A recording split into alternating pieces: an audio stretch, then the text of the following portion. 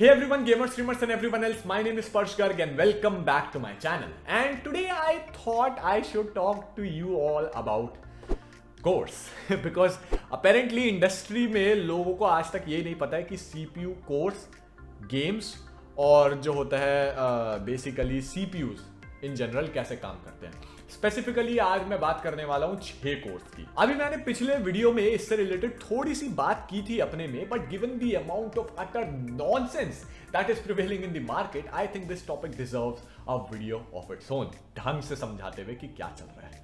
तो आप लोगों ने भी इस चीज पर ध्यान दिया होगा डेफिनेटली कि इस बार AMD ने Zen 3 बेस Ryzen 5 5600X का प्राइस Ryzen 7 3700X जितना रखा है, जिसकी वजह से 6 कोर्स वर्सेस 8 कोर्स वाली जो डिबेट हुई ना, हद से ज्यादा ऊपर चली गई। It has blasted out.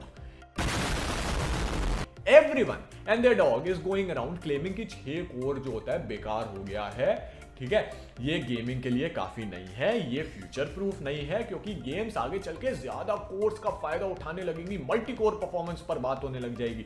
ठीक है, और जो होता है डेवलपर्स उसके लिए डेवलप करने लगेंगे एक्सेट्रा एक्सेट्रा एक्सेट्रा। और जो मेरा फेवरेट वाला है राइट, वो ये है कि भाई कंसोल तक में 8 कोर आ गए। सोच, कंसोल हमेशा बेयर मिनिमम होते हैं गेमिंग के लिए, और कंसोल को क्योंकि अगले 5 साल तक रेलेवेंट रहना है इसलिए 8 कोर दे रहे हैं कंसोल वाले। अगर उनका तेरे को 6 कोर देकर काम चल जाता, वो तेरे को 8 कोर थोड़ी ना देते, इतने दिलेर थोड़ी ना है वो। ठीक है, तो 6 कोर वाले जो CPUs हैं वो इस साल या अगले साल ही चल रहे हैं, उसके बाद डेड। पहले तो ना मैं इन लोगों की बात सुनता हूं, मेरी हंसी छूट जाती है। मतलब भाई साहब अता पता घंटा सी और कॉन्फिडेंस से इतना बोल देंगे कि लोग जो होते हैं, हाँ भैया ये तो जानते हैं इन चीजों के बारे में। ठीक है, मतलब ऐसे बोलते हैं, but no worries.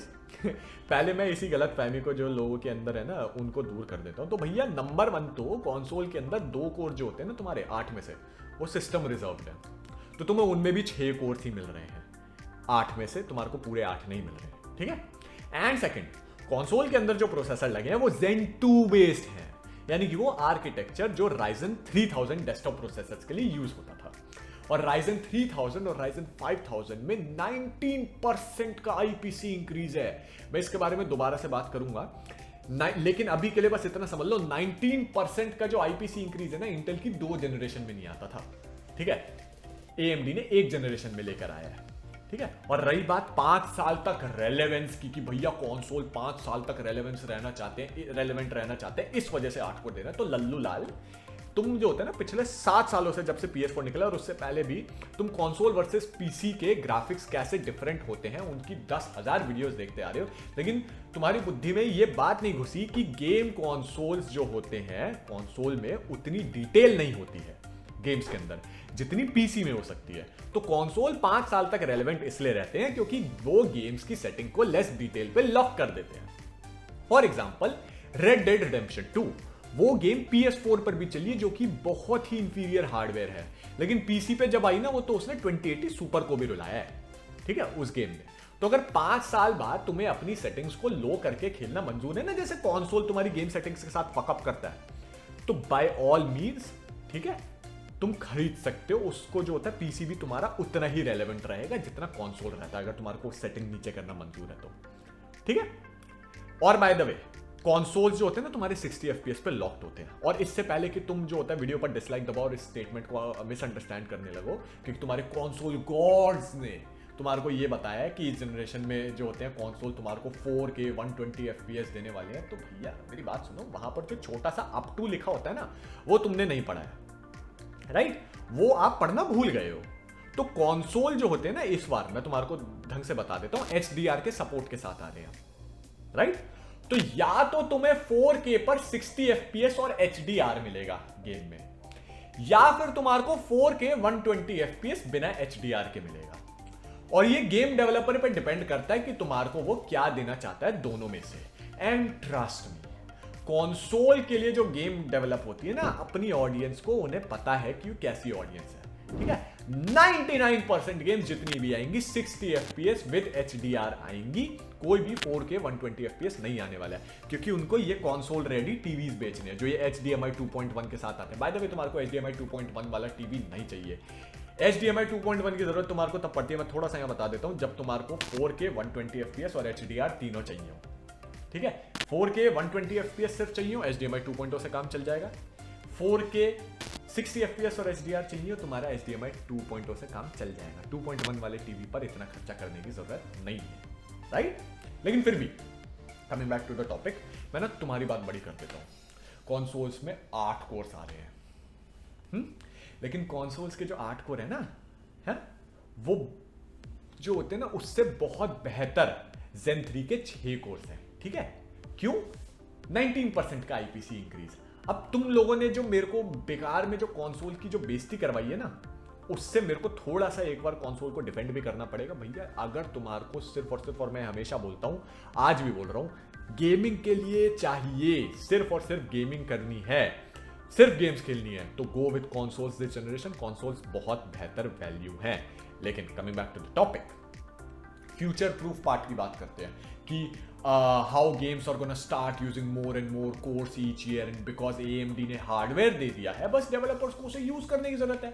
And how 6 core games will die just like 4 core starting to die now. Oh boo, ठीक है, I have no freaking idea where the guys that are saying and spouting such bullshit are getting this information from, but फिर भी समझा देता हूं मैं guys, games कभी भी नंबर ऑफ कोर्स पे डिपेंड नहीं करती है और ना ही कभी करेंगी। समझो बात को, games are dependent on how good the processor overall is, right?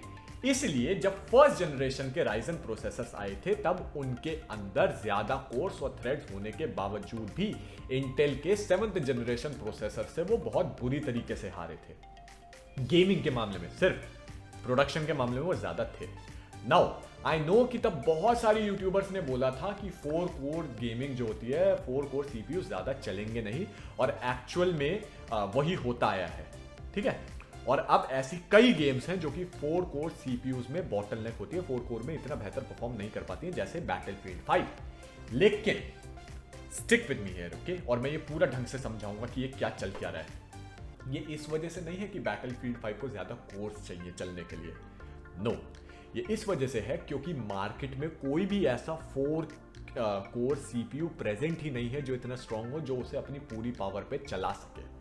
अगर कल को कोई स्ट्रॉन्गर 4 कोर CPU आ जाता है, तो वो 6 कोर वाले कोई भी CPU को हरा सकता है बैटलफील्ड 5 में ही। फॉर एग्जांपल, Ryzen 3300X जो कि एक 4 कोर पार्ट है, बैटलफील्ड 5 में 1700X से बेहतर परफॉर्म करता है, जबकि 1700X में 8 कोर्स हैं।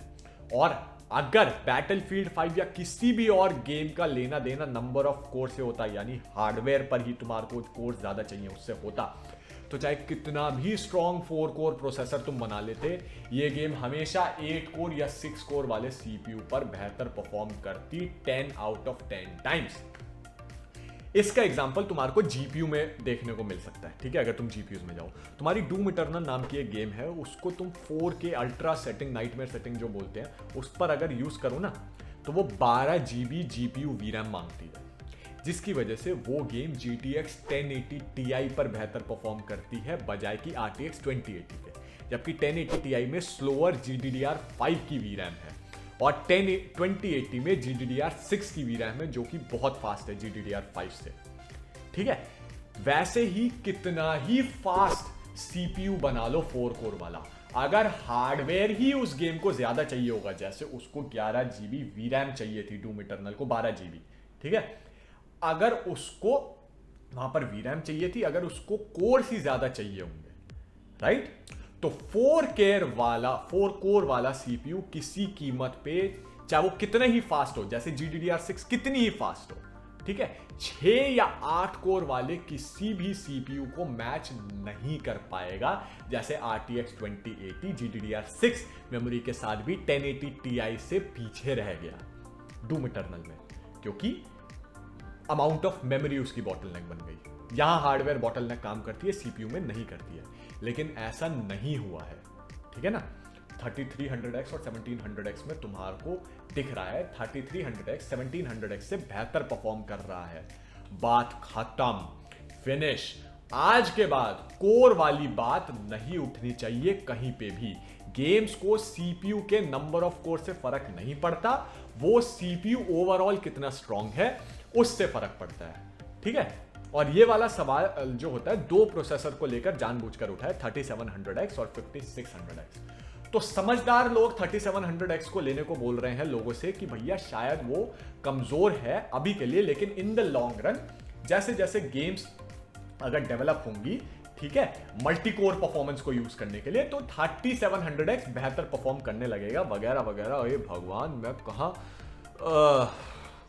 ओ भाई, मारो मुझे, मारो मारो मुझे, मारो मारो। नहीं, ये मजाक हो रहा है, एक सेकंड यार, मजाक हो रहा है। मेरे भाई ऐसा नहीं है, प्लीज समझ जाओ बात को। 5600X आज गेम्स में बेहतर परफॉर्म कर रहा है ना, तो 3700X से तो हमेशा ही बेहतर परफॉर्म करेगा, क्योंकि वो ओवरऑल गेमिंग में आज भी बेहतर है और आगे भी बेहतर रहेगा। क्यों बेहतर रहेगा? क्योंकि गेम्स को नंबर ऑफ कोर से फर्क नहीं पड़ता है, ठीक है। कैसे नहीं पड़ता है? अगर कल को 8 कोर्स का पूरी तरीके से फायदा उठाने वाली गेम आ भी गई, 3700X के मल्टी कोर, पहली बात तो ना 8 कोर्स का फायदा उठाने वाली नहीं आती है, मल्टी कोर परफॉर्मेंस का फायदा उठाने वाली आती है गेम्स, ठीक है, क्योंकि नंबर ऑफ कोर से फर्क नहीं पड़ता है। बार बार बोल रहा हूं, समझ लो कि 8 के 8 कोर्स जो होते हैं 3700X के यूज होने लग गए, तब भी 5600X तुम्हारा जीतता नजर आएगा 6 कोर्स के साथ। क्यों? 19% आईपीसी इंक्रीज। सारे के सारे यूट्यूबर, AMD की लीजा सू और फ्रैंक अजोर ट्विटर पर चिल्ला चिल्ला कर थक गए कि 19% का आईपीसी इंक्रीज। Zen 3 के 6 कोर्स तुम्हारे Zen 2 के 8 कोर से मल्टी कोर में बेहतर परफॉर्म करेंगे। कैसे पता करेंगे? कैसे पता? तुझे कैसे पता? सिनेबेंच का मल्टी कोर परफॉर्मेंस वाला बेंचमार्क देख लो। सिनेबेंच एक ऐसा बेंचमार्क है जो कि अगर तुम मल्टी कोर वाला निकालो तो पूरे के पूरे 8 कोर और पूरे के पूरे 6 कोर पर पूरा जोर डालता है। करेक्ट है? 5600X की परफॉर्मेंस बेहतर है मल्टी कोर में, खत्म बात। और सिनेबेंच तो बेस्ट वो है भी नहीं इस वाली चीज के लिए, गेम्स में तो और ज्यादा जो होता है फर्क पड़ेगा, खत्म हो गई बात। लॉन्ग टर्म में भी 5600X ही बेहतर एज करेगा 3700X से, as long as you are only talking about gaming, ठीक है। 3D रेंडरिंग वगैरह में चले जाते हो तो 3700X बेहतर परफॉर्म करेगा। उससे रिलेटेड मेरी पिछली वीडियो देख लो, मैंने ढंग से बात की है इसके बारे में, ठीक है। मैं दोबारा यहां नहीं समझाऊंगा। और उसके ऊपर से, राइट, उसके ऊपर से एक और चीज की 5600X बेहतर एज करेगा तुम्हारा 3700X के मुकाबले। Ryzen CPUs को फास्टर रैम बहुत पसंद आती है, और Ryzen 5000 में तो खासकर अगर तुम, इतना बुरा हाल है कि अगर तुम 3200 मेगाहर्ट्ज पर रह रहे हो ना रैम की, ठीक है, तो वो 10600 और 10700X के लेवल की परफॉर्मेंस दे रहा है। कहीं उन्हें बीट कर रहा है, कहीं उन्हें जो होता है उनसे बीट हो रहा है, मतलब ओवरऑल इतनी परफॉर्मेंस दे रहा है। लेकिन जैसे तुम 3600 मेगाहर्ट्ज की रैम पर चले जाओ ना, तो भाई साहब वो 10900K को भी बीट कर दे रहा है, ठीक है। ये प्रोसेसर कई गेम्स में 10900K को भी बीट कर दे रहा है। तो इस लेवल की जो होती है तुम्हारी, जो होती है cache and memory latency related optimization की वजह से ओवर टाइम भी ये गेमिंग के मामले में, बार बार बोल रहा हूं, सिर्फ गेमिंग के मामले में आगे भी 3700X से बेहतर एज होगा, क्योंकि 3700X भी फास्टर मेमोरी के साथ इंप्रूव करेगा, लेकिन ये बहुत ज्यादा इंप्रूव करेगा। एंड फ्यूचर में भी कभी 3700X गेमिंग परफॉर्मेंस में 5600X को बीट नहीं कर सकता। तो प्लीज ये कोर्स वाला समझाने वाले लोग जो होते हैं ना, चुप हो जाएं, क्योंकि तुम्हारे बाप का कुछ नहीं जाता है और लोगों का नुकसान हो जाता है इस चीज में। ये चीजें महंगी आती है यार, once in a lifetime investment होती है किसी इंसान की। मतलब तुम्हें पता नहीं है तो क्यों बोल रहे हो, क्यों समझदार बनते हो? इसलिए बोलते हैं कि हाफ नॉलेज जो होती है ना, मतलब हाफ नॉलेज से बेहतर तो ये होते तुम्हारे को नॉलेज हो ही ना, कम से कम तुम्हारे चक्कर में किसी तुम्हारे को समझदार समझ के किसी दूसरे का जो होता है तो नहीं कटेगा। तो आई एम जस्ट होपिंग कि मैं ये लास्ट बार बोल रहा हूं कि 5600X is better and will remain better than 3700X as far as gaming performance goes even in the future. Done, खत्म बात। और जो होता है मैं तुम्हारे को थोड़ा सा बता ही देता हूँ, चलो दूसरे वीडियो तक ना जाओ। अगर तुम्हारे को एडिटिंग 3D रेंडरिंग वगैरह का काम करना है, तुम्हारा अगर 3D का काम है, अगर प्रोडक्शन का काम है, तो 3700X बेहतर है, क्योंकि तुम्हारी कितनी ही ज़्यादा आईपीसी इंक्रीज हो जाए, कितनी ज़्यादा तुम्हारी क्लॉक स्पीड्स इंक्रीज हो जाए, तुम कुछ भी कर लो, जब तुम्हारा जो होता है रेंडरिंग वगैरह का काम होता है ना, जब तुम्हारा क्या बोलते हैं प्रोडक्शन का काम होता है, तो number of course, share number of course को बीट करना बहुत ज्यादा मुश्किल होता है, चाहे तुम कितना ही बेहतरीन सीपीयू निकाल लो। ठीक है, नाउ ऑफ कोर्स मैंने सारी चीजें बात कर ली, it's not actually all good about 5600X। Okay, हाँ तुम्हें गेमिंग परफॉर्मेंस बेहतर मिलेगी, लेकिन ऑफ कोर्स वैल्यू के मामले में ये सीपीयू हार जाता है बहुत बुरे तरीके से। This damn thing is worth 27,000 Indian rupees. ठीक है भाई साहब, maybe even more in some areas. मैंने 29,000 का भी बिकते हुए सुना है एक इंसान से, और इतने पैसों में तुम्हें सिर्फ 6 कोर्स मिलते हैं 2020 में। Are you fucking kidding? और 3700X तुम्हें 8 कोर्स देता है सेम ही प्राइस में। तो as far as value for money goes, 3700X is the clear winner. I totally agree on that point and you can definitely criticize this CPU on that basis. लेकिन कुछ लोगों के लिए value for money से ज्यादा performance matter करती है। ठीक है, और वैसे भी पीसी की दुनिया में वैल्यू फॉर मनी का मतलब ये नहीं होता कि तुम्हारे को कौन ज्यादा परफॉर्मेंस देगा। ठीक है, क्योंकि भैया तुमने 8 कोर का सीपीयू खरीदा है, चाहे 5600X तुम्हारे को गेमिंग में ज्यादा परफॉर्मेंस दे रहा हो, ठीक है, लेकिन तुमने अगर 8 कोर का सीपीयू खरीदा है, अब तुम 8 कोर को पूरा नहीं यूज कर रहे हो, उसमें कंपनी की थोड़ी ना गलती है। उन्होंने तो तुम्हारे को 8 कोर का सिलिकॉन दिया है ना, तो उनका तो खर्चा हो गया। अब तुम्हारे को परफॉर्मेंस नहीं दे रहा, तो उसका चार्ज तो वो करेंगे ना तुमसे, सिंपल। सो या वैल्यू फॉर मनी वाली बात is valid criticism, and if what you are looking for is value for money in terms of how much active silicon you are getting, then definitely 3700X उठा लो। But फिर value for money कहकर उठाओ, ये कहकर ना उठाओ कि 5600X से ज्यादा टाइम तक हमारे को गेमिंग में रेलेवेंट रहेगा, क्योंकि नहीं रहेगा। That's not true.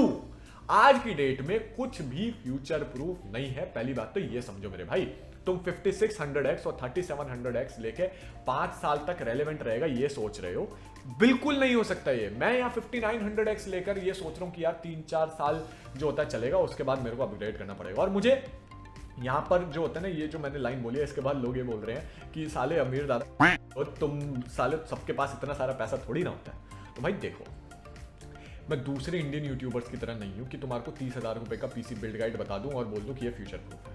मैं तो फैक्ट बताऊँगा, कुछ भी फ्यूचर प्रूफ नहीं है, तुम्हें चाहे कैसा भी लगे। एंड यही सत्य है, कुछ भी फ्यूचर प्रूफ नहीं है। उखाड़ दो क्या उखाड़ना है, ठीक है। Your hardware will not remain the best in the class for ever, but नई जनरेशन का सामान आ जाने का मतलब ये नहीं है कि तुम्हारे जो तुमने सामान लिया था, ठीक है, उसकी एकदम से परफॉर्मेंस कम हो गई है। तुम्हारे को CSGO में 300 FPS मिल रहे थे, तो अभी भी 300 FPS ही मिल रहे हैं, ठीक है। तुमने जो परफॉर्मेंस पसंद की थी जिस प्राइस में, तुम्हारे को अभी भी वही मिल रही है। समझो इस बात को। नए से कंपेयर अगर हर बार करते रहोगे ना, तो कभी एंड नहीं होगा, ठीक है। तो basically this video was made to debunk this 6 core is dead and 4 core is dead myth. None of them are dead, okay. It's just that कि उस लेवल की परफॉर्मेंस वाले 4 कोर सीपीयूज आते नहीं है, वैसे ही 6 कोर सीपीयू उस level की परफॉर्मेंस वाले आ रहे हैं, जो कि तुम्हारा पिछली जनरेशन का 8 कोर वाला है। अगर तुम्हारे को पिछली जनरेशन के 8 कोर वाले से कंपेयर करनी है ना फ्यूचर रेलेवेंस, तो इस जनरेशन का 6 कोर वाला ज्यादा फ्यूचर रेलेवेंट है गेमिंग के मामले में। मैं ये बात जो था बार बार, I can not stress enough on this.